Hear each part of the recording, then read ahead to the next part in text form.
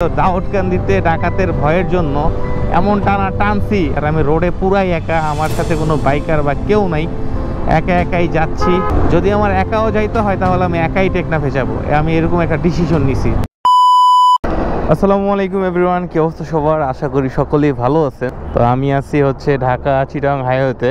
আলহামদুলিল্লাহ গত ব্লগে দেখেছেন আমি তেঁতুলিয়া বাংলা বান্দা ঘুরে আসছি। বলেছিলাম তেঁতুলিয়া থেকে ইনশাল্লাহ আমি টেকনাফের দিকে যাব। ঢাকা থেকে অলমোস্ট 70 কিলোমিটারের মতো আসছি, একাই আছি। তো ঘটনা যেটা হয়েছে আর কি, সেটা আপনার যেতে যেতে বলি। যদিও আমি একা, একটু ভয় ভয় লাগতেছে, একা একা 70 কিলো আসছি।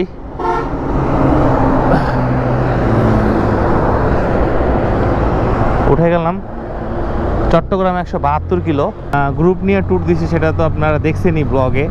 তো ওইখান থেকে আমরা বাসায় আসছি 5টার দিকে এসে ব্যাগ ট্যাগ রেখে আমি ঘুমিয়ে গেছি। তো আমাদের কথা ছিল যে 10টা বাজে সবাইকে টিএসসিতে থাকার জন্য। তো 10টা বাজে আমি টিএসসিতে আসলে থাকতে পারি নাই। ঘুম থেকে উঠে দেখি যে অলমোস্ট 12টা বেজে গেছে। আমার ফোনে অনেকগুলো কল আসছে। তো আমার যারা ভাই ব্রাদার ছিল তারা আমাকে রেখেই চলে গেছে আর কি। তো ভাইদের ফোন দিলাম, বললাম যে ভাই আমি তো ঘুমাইছিলাম, অনেক জার্নি করছি, এর জন্য আমি দেখতে বুঝি নাই আর কি। তো তারা বললো যে ঠিক আছে তাহলে আপনি আস্তে আস্তে আসতে থাকেন। তারা মিয়ামিতে আছে। ভাবলাম যে যাবো কি যাব না এরকম একটা চিন্তা ভাবনা করতে করতে ভাবলাম যদি আমার একাও যাইতে হয় টেকনাফে তা আমি একাই যাব। এটাই হচ্ছে আমার চিন্তা ভাবনা এই আর কি। তো ব্যাগ ট্যাগ গুছিয়ে আমি বাসা থেকে বের হয়ে গেছি। মেঘনা তো অনেক আগে বের হয়েছে। মেঘনাতে 15 টাকা যে টোলটা দিয়ে প্রায় আরও আমি 25 থেকে 30 কিলোমিটার সামনে আসছি। আইসা এখানে দাঁড়ায় আমি আমার ক্যামেরাটা সেট আপ করছি, কারণ ইমার্জেন্সি তাড়াহুড়ার মাঝখানে বের হয়ে গেছে, যার জন্য আমি আমার ক্যামেরাটা সেট আপ করতে পারি নাই। সাবরিভাবে চালাইলাম আর কি। আমি অনেক টানছি বিশ্বাস করেন। দাউদকান্দিতে আমি শুনছি যে অনেক ডাকাতের ভয় আছে। তো দাউদকান্দিতে ডাকাতের ভয়ের জন্য এমন টানা টানছি। আর আমি ভাবি যে ডাকাত কখন অ্যাটাক করে? ডাকাত হচ্ছে তখনই অ্যাটাক করে যখন জ্যাম থাকবে রোডে, আর আপনি বাম লেনে বা ডান লেনে বসে থাকবেন, তখনই এসে ডাকাত আপনাকে রানিং অবস্থা আপনাকে ডাকাত ধরতে পারবে না। তো যাই হোক, মিয়ামি এখান থেকে মনে হয় আর 30 থেকে 35 কিলোমিটার আছে। আর আমি রোডে পুরাই একা, আমার সাথে কোনো বাইকার বা কেউ নাই, একা একাই যাচ্ছি। তো কিছুই করার নাই। আমি ব্লগে বলেছিলাম যে আমি টিটি মারবো, তো আমার কথা হচ্ছে আমি টিটি মেরেই ছাড়বো। তো এই ঈদটা আসলে অনেক ভালোই কাটতেছে আলহামদুলিল্লাহ, ট্যুরের মধ্যে দিয়ে যাচ্ছে আর কি।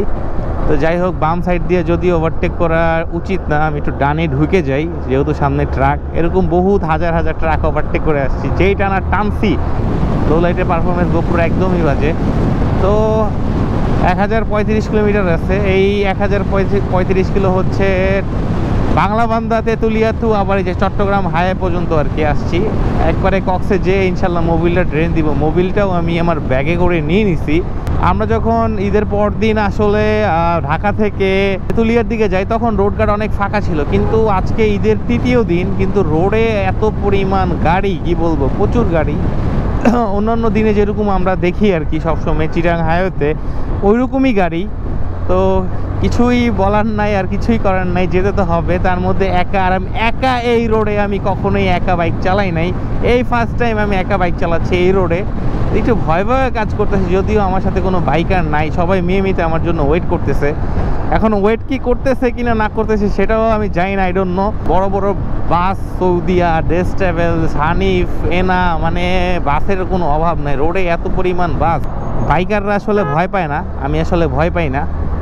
ভয় পাই হচ্ছে এই রোডটা নিয়ে আর কি। শুনছি যে দাউদকান্দির দিকে নাকি অনেক ডাকাতি হয়, এটাই হলে ভয়। এছাড়া আমি একা থাকি আর দোকলা থাকি। আমি বাংলাদেশের এক প্রান্ত থেকে আরেক প্রান্তে চলে যেতে পারবো একাই, এটা হচ্ছে কথা। তো যাই হোক, সামনে একটা বাইকার দেখা যাচ্ছে। ও মনে হয় কোনো একটা, সম্ভবত। চলেন ওর একটু ধরি, তাহলে একটু মনের মধ্যে শান্তি লাগবে। কি পরিমাণ গাড়ি দেখছেন! আমি দুইটার মাঝখানে, ওরে বাবা, দুইটার মাঝখানে চলে আসছি। যাই হোক, এটা একটা বিআরটিসি বা না, ও আমার চাপ দেয় এখানে আস্তে আস্তে। বিআরটিসি বাস। তো আমাকে সবসময় ডান থেকে আসলে ওভারটেক করতে হবে। পিছনে একটা বাসে যে ডিপার মারতেছে, কি বলবো। তো যাই হোক, রাতের বেলা লো লাইটে ভিডিওগুলো খুবই বাজে হয়, কেমন হইতেছে জানি না। তো চলেন ছুটে চলা যাক, ওরে ওভারটেক করি। একটা ডিপার দিলাম, ওরে ডিপার দিয়ে আস্তে করে বেরোয় গেলাম বাম দিয়ে। তো তারপরে সামনে আছে একটা এক্স নোয়াটাকে ওভারটেক করতে হবে। এই প্রাইভেটগুলো আসলে অনেক ভদ্র রাইডার হয়, তারা আসলে অল্পতেই সাইড দিয়ে দেয়, কিন্তু কিছু কিছু বাসগুলার ওভারটেক করতে গেলে খুবই খারাপ লাগে, মানে তারা আসলে ডানে বামে চাপাচাপি করে অনেক।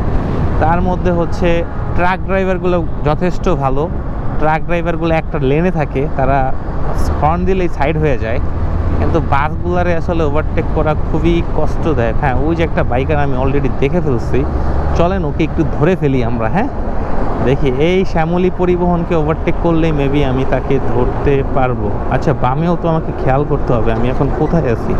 যদি মিয়ামি ক্রস করে আমি চলে যাই তাহলে তো আবার ঝামেলা হয়ে যাবে, দুইটার মাঝখানে ঢুকে যাবো নাকি? হ্যাঁ, ঢুক, হ্যাঁ ঢুকে গেলাম, যাও। উল্টা সাইডে একটা পিক আপ আসতেছে, এই দাঁড়া ভাই, দাঁড়া, উল্টা আইসো, দাঁড়া। ও সামনে একটা এসএফ, ওইটা এসএফ বা জিক্সার হবে, পিলিয়ন সহ। তো ওকে ওর সাথে যাইতে পারলে আমার একটু ভালো লাগবে। ও তো ভালোই টানাটানি করতেছে রোডে, দেখি ও টান দিছে, আমিও টান দিলাম।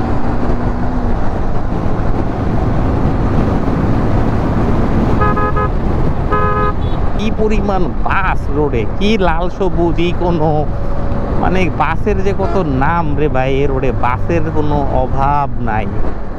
যাই হোক, কোনো প্যারা নাই, আমি আমার মতো চিল করতে করতে রাইড করতে চাইছি। আলহামদুলিল্লাহ, ফাইনালি আমি এখন মিয়ামিতে। আমি কিন্তু অলরেডি মিয়ামিতে চলে আসছি। যাই হোক, বাইকটা আগে রেখে দেই, তারপরে হচ্ছে বাকি কথা।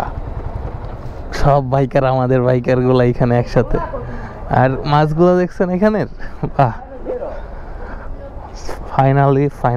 ফাইনালি আমি তো এই যেগুলো আমাদের বাইক, আমি একাই যেতে পারি, এটি কোনো প্যারা না আমার লাগে, বুঝছেন। কতক্ষণ আসছেন? কতক্ষণ আসছেন? মাত্র ঢুকছি, খাওয়া চাও কিছু খাইনি।